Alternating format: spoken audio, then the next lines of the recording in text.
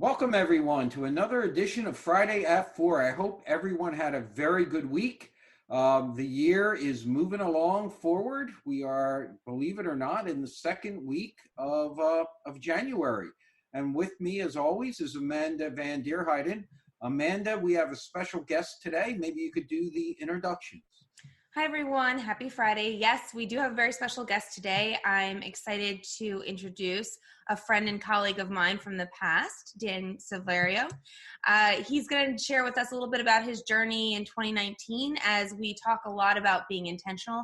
And we also speak a lot about, at this time of year, of course, job transition, both for the individual and for the corporations. So I'm going to let Dan do his own introduction. Dan, hi, how are you? I'm doing well, Amanda. Thank you. So my name is Dan Silverio. I am been in the industry for about 20 plus years in financial services.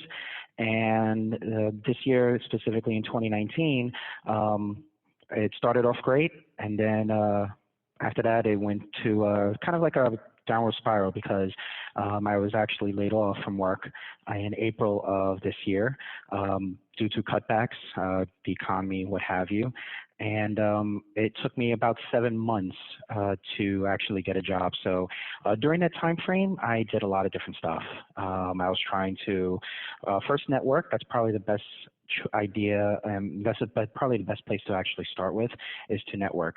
Use your contacts that you actually that you can trust, just to get a feel for what's available, what's out there, specifically within the industry that you work in. And another thing is sometimes it's just luck and the timing of it. So being laid off in April, especially in financial services, there's going to be very few opportunities because a lot of companies already have lined up and have already filled in any particular roles that they are looking for to fill for the rest of the year. And then traditionally the summer, almost after pretty much from Memorial Day all the way to I would say mid-August, it's dead. There's just nothing. You could apply for positions online. You can call people up and you will get nowhere, unfortunately. So you just have to be patient and you just have to continue at it. Try to, it's basically, if you want it, you'll get it. You just have to be patient for the reward at the return, at the very end.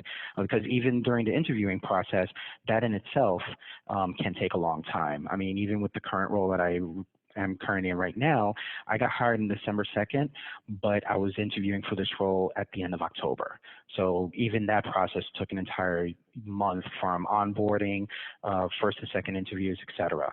Other interviews that I went on, prior to that, they even took even longer. I mean, I went to 2 or 3 interviews where I started the interviewing process, say like in Labor Day, right after Labor Day with one company, and I've gone to 3 interviews and I still haven't even heard back from them yet because that's how many people are applying for these positions. So it's, you just have to be patient and you have to work at it. And the only one thing that I could probably, at least from the experience that I've had recently, is if you apply online and specifically with a financial services company, see if you actually know a contact there, because what happens is 95% of the resumes that you actually submit online, especially with financial services, they basically just look for keywords. They have basically machines, it's all automated. There's no actual physical individual looking at 2,000, resumes a day. They look for keywords within the resume. And if that keyword is not singled out by the machines, then you won't get a call and your resume will just sit in limbo. So if you are interested in a position and you know someone at the job that you're looking for, then I would definitely just reach out to them just to get that a little extra added incentive, or edge, should I say, in order to see if you can get, at least someone to look at the resume and see if you qualify. Otherwise, definitely, look at your resume and see what keywords you can actually put in specifically for the role. So if it's a role within financial services, definitely use words that will kind of trigger like, oh, you have experience in trading, or you have experience in operations or processing or what have you. Those, believe it or not, using those words will definitely have the computers signal out your resume, give it to whoever in human resources, that specific company, what they're looking for, and then it'll generate an opportunity for you. So Dan, that's a really great point. So you're raising a lot of points here. So I just want to roll back for a minute and say, so it sounds like you were doing your search on your own. You were on your own and you just kind of kept going for it until something hit. Is that correct? That is correct. Yeah, I didn't actually use any services or anything like that. I just kind of just went through it. I didn't. I would say if I got laid off on April 18th, and I didn't necessarily start looking like hardcore until about a couple weeks after that, maybe the first or second week of May, because it's still a shock. You have to take time. You have to Exactly. take time to process it and to deal with it, because it's an emotional thing. It's not just, we're so invested in what we do in our work that even if it's not because of us and it's not within our control, it can still really, really burn. So it's important to take that time so that you can be at your A game when you're reaching out to people, instead of, feeling like you're a job beggar. You have so much value to add. You want to make sure that that's coming across. So the second thing that I wanted to emphasize about what you brought up was the fact that, you talk a lot about networking and doing a good job of research, right? So when you look at a job description, you're applying to a job, see if you already have a contact that's already within that company or used to be within that company.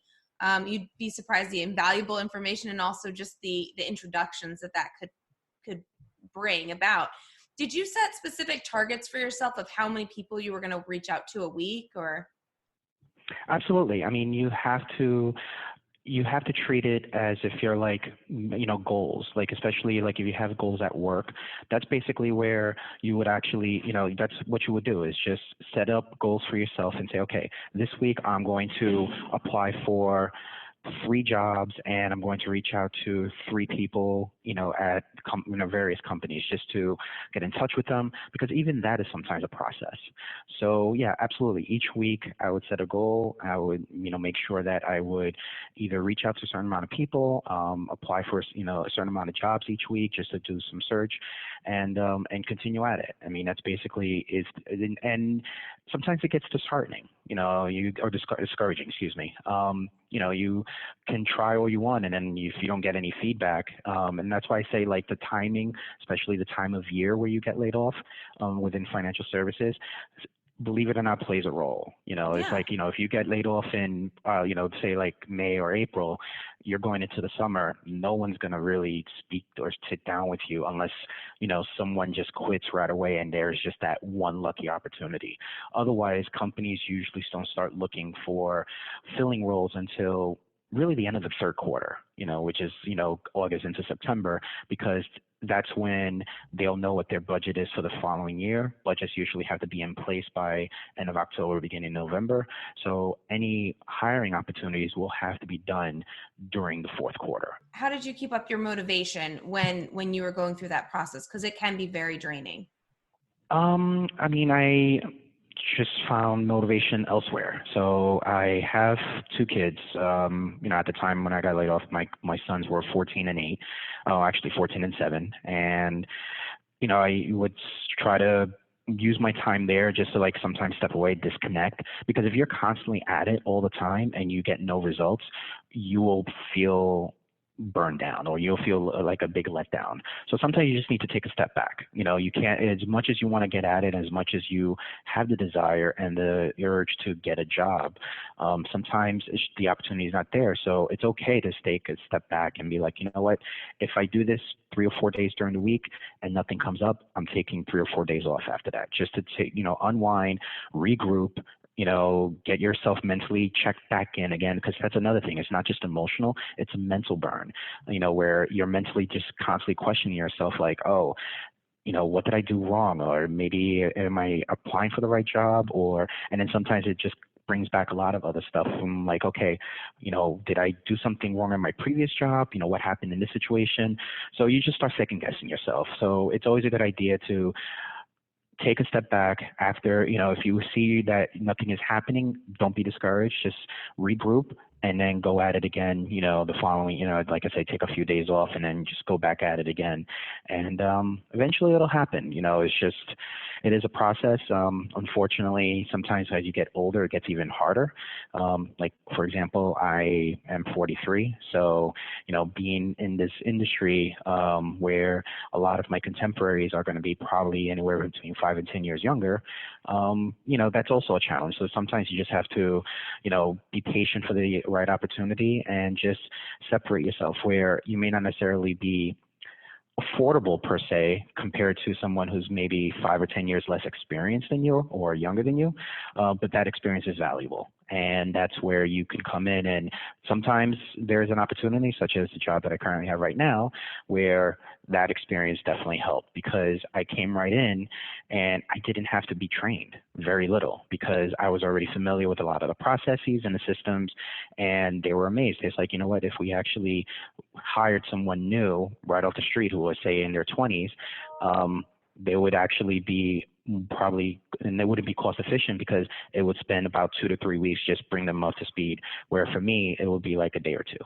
So it was, and there are some benefits with that. You just have to be, like I said, patient and hopeful. Absolutely. So I'm going to pass to Jim for a second. Jim, this is your forte. This is what you do. You help senior level executives find the big paying jobs, help organizations find the right candidates for the role, regardless of time of year. What would you say the average placement time is that you see? So, I heard a lot when Dan was speaking, and what Dan was saying, I hear all the time, which is, I've applied to positions, I'm not hearing anything in return. What's happening with my resume? Is there something wrong with it? Is there something that I could do better?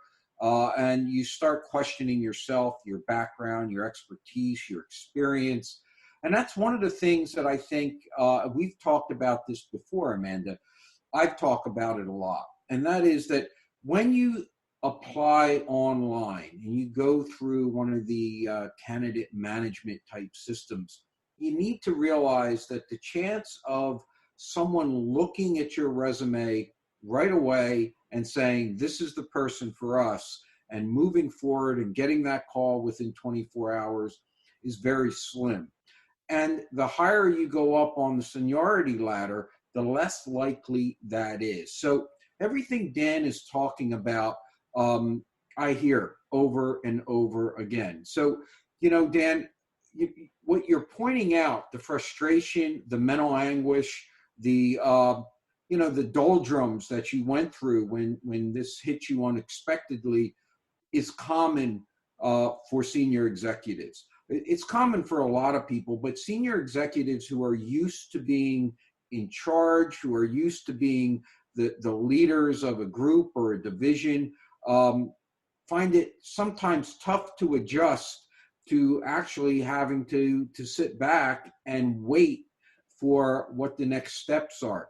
So one of the things I wanted to maybe ask you is, did you do some adjustments? Did you look at your resume and say, you know what, I'm not getting any response with this profile. Maybe if I change X or change Y, I might get a better response. And if so, did that happen? Absolutely, because the last time I had updated my resume was just a couple of years before. So, because I always, just my personality, I always keep my resume refreshed every 2 years. So that's just my routine. Like every 2 years, I'll just look at my resume, even though I may be gainfully employed and happy at a job, just in case something happens, I always make sure that my resume is fresh. But a lot of the techniques or a lot of the formatting that I had with the resume was probably, I would say, from maybe 7 or 8 years ago. And a lot has changed. A lot, when you see a resume, it's almost like a first impression just on paper rather than in person. So a lot of the formatting I may have forgotten, or not necessarily forgotten, but I did not necessarily know about. So what I started doing after I noticed that, I didn't get a lot of response, I took the lull of the summer to communicate with some of my contemporaries that I knew that was in the industry, and I knew that they had younger siblings that were in the industry. So they were like in their 20s, and I was like, you know what, can you send me their resume to see what it looks like, or what, or if I knew someone in human resources at another company, just to say, can you give me a sample resume and see what the formatting looks like? So that way I can cater to that and be like, oh, this is what they're looking for. This is how, what it should appear like. A lot of times, prior to me applying this year, I was always of the mindset of listing everything that you've done. Like if I have 22 years experience, list everything. You know what? Not necessarily that's going to take up a lot of space. And if you start going to page 2 on a resume, that's usually like, not a bad thing, but a lot of people don't necessarily want to go to page 2, especially in today's society with everything has to be very immediate, everything has to be right in front of them. If they can see all the information that they need to know on one page, excellent. Sometimes that's not possible. So if you do have a lot of experience, such as myself, you can list maybe the last job you worked at and, maybe a couple others. Once you hit like the 10-year mark, you can say previous experience and other information upon request or something Right. like that. So that way people can be aware. It's like, oh, you know what? You do have a lot more experience. I just don't want to fit it all on one page. Right. And so you mentioned a couple things there, which I think is important. So what we try to preach here, what I've always tried to preach, is that we're not experts in everything. So, this is what I do for a living. Amanda does her position for a living. You do what you do for a living. So when we go outside our lane, and in your case, you were looking for a new position, getting help from the outside, whether that be somebody you know and trust, maybe from an HR standpoint, or whether that be contracting a professional to come in and help, but getting that information and that opinion and that subject matter expertise from someone who is doing it, for a living, doing it full time, is very, very important, because we need that stimuli from someone else to say, hey, there is a better way to do this, and this is why this will work, and this is why this won't work. So I give you a lot of credit and kudos for identifying that and going to your friend or their children to see what is going on, as well as reaching out to people in the HR field. That's really very, very viable. Amanda, do you have anything you'd like to add? Yeah, so just taking it back to the original question, how long is the normal placement that you would say from the time an organization calls you up and says, we need to fill this rec, to the actual onboarding? What's your typical that you see?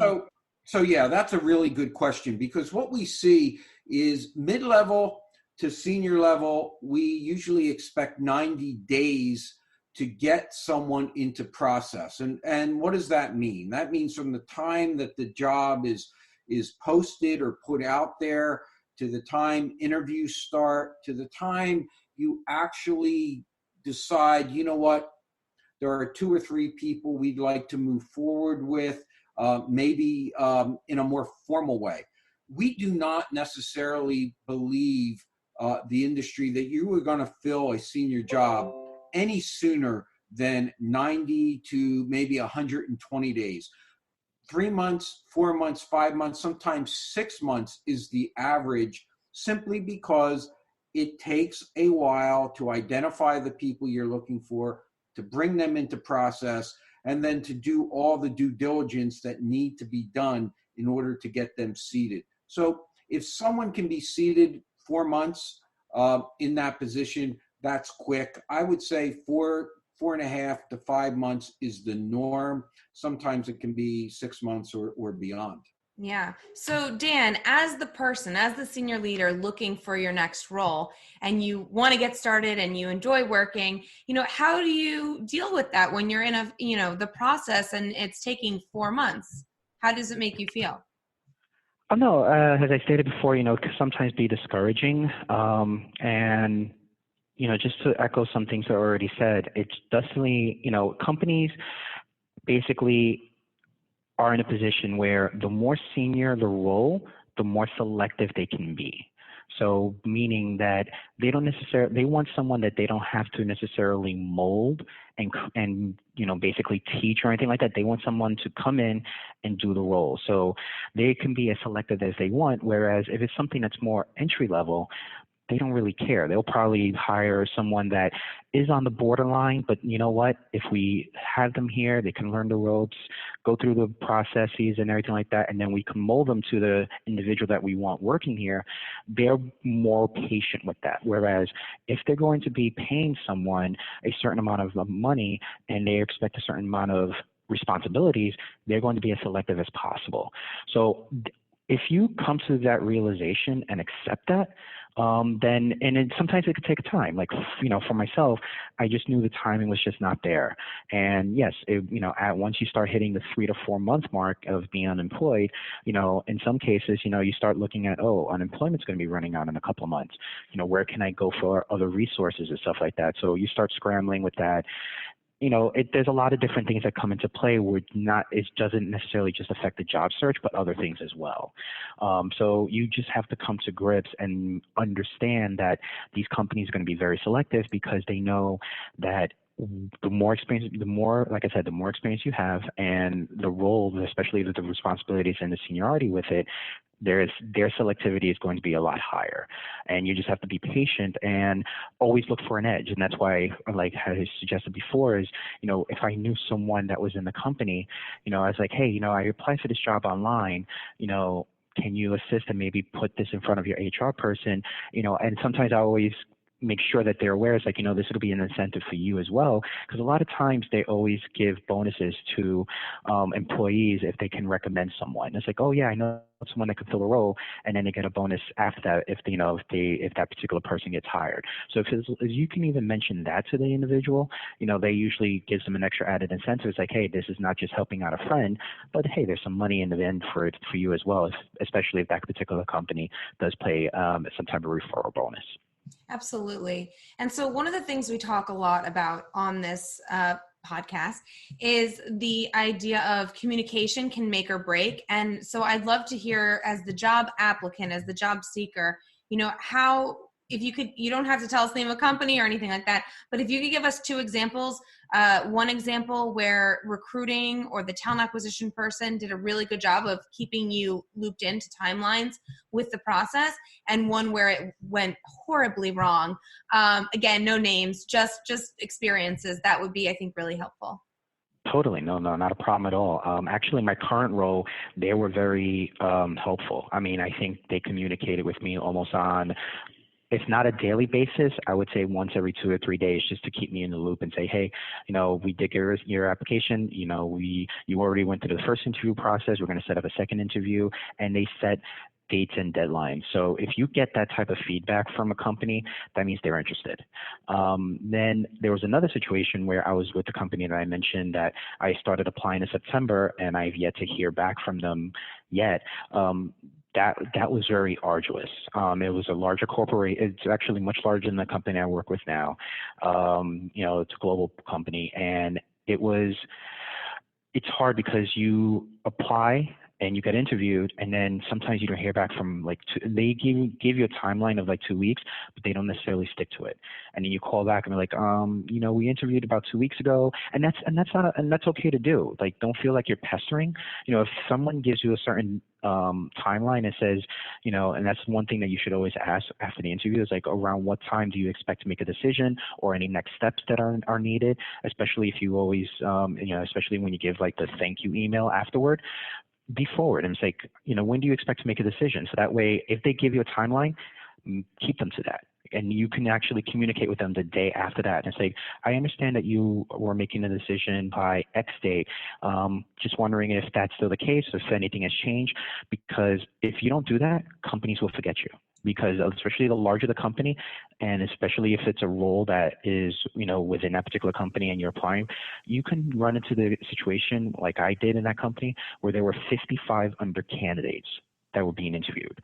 So You know, and even if they interview 2 or 3 people a day for 5 days, that's still it will take 10 days just to interview everyone. So that right there is you just have to know what you're up against, so that way you can set the expectation yourself. Because sometimes these companies don't do that for you. Yeah, that's a great point. And one thing I'd like to add on that, just for everyone listening, is the fact that whether you're the individual seeker or you're the organization that's running this, that says something about the company. So you want to be paying attention to that as the job seeker who wants to, who aspires to be at that company. Is that the type of company you want to work with, where you just kind of go into a void and they're not on top of their game, they're not following up, they're not keeping with their own deadlines? What does that say about the way they run their operation?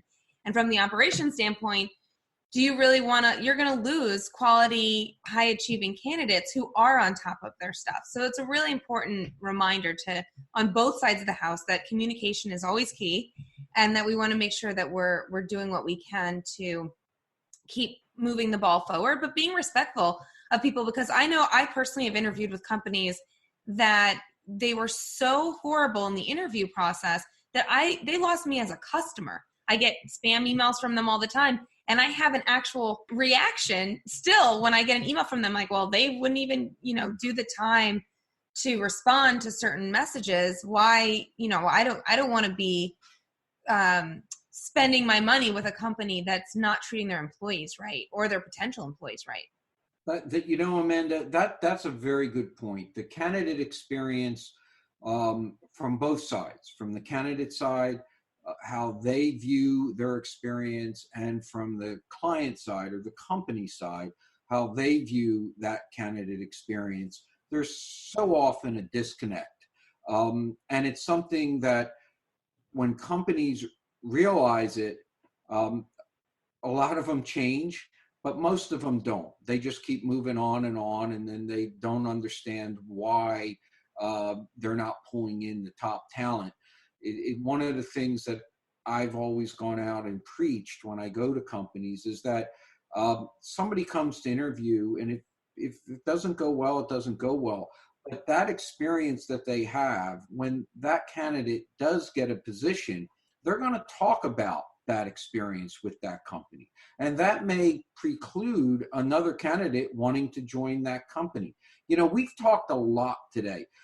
Dan, you brought up so many things, and we could probably do a 2 or 3 hour show on all the issues that have been brought to the table. I really appreciate the time that you spent with us. I'm very happy that you were able to land a position. I'm sure you're very happy about that as well. Wish you nothing but success in your role. If it's okay, I'd love to have you back in a month or so to do some follow-up, because I have a feeling we're going to be getting some questions and some comments on this, because I think your experience is not atypical, but typical of what a lot of people go through when they are put into the job market, whether that be voluntarily or whether that be involuntarily. So I'd love to have you back. Amanda, I think this has been a really good and informative podcast for us. For all the viewers and listeners, we're doing a podcast this week. Next week, we'll be back to our video and podcast segment. We'll have some updated news on our new website that we're putting out there, and some content to talk about as well. As always, if you have any questions, you can go to our current website, which is www.grtas.net. That's grtas.net. You can reach out to myself or Amanda. We'd love to hear some more experiences from everyone out there, the good, the bad, whatever. And also from a company side. I'm sure companies have experiences as well that they might like to bring into the network. But from my standpoint, Dan, thank you very much for coming on and sharing your experience. Good luck in your new endeavor, and love to have you back shortly, just to talk and and see if we have any stories that might, kind of align with what you're going through. Absolutely, Jim. I appreciate you having me on, and I would definitely be more than happy to come back. Thank you. Amanda, any closing comments? That's it. I hope you have a great rest of your week, everyone, and we look forward to hearing from you again next week.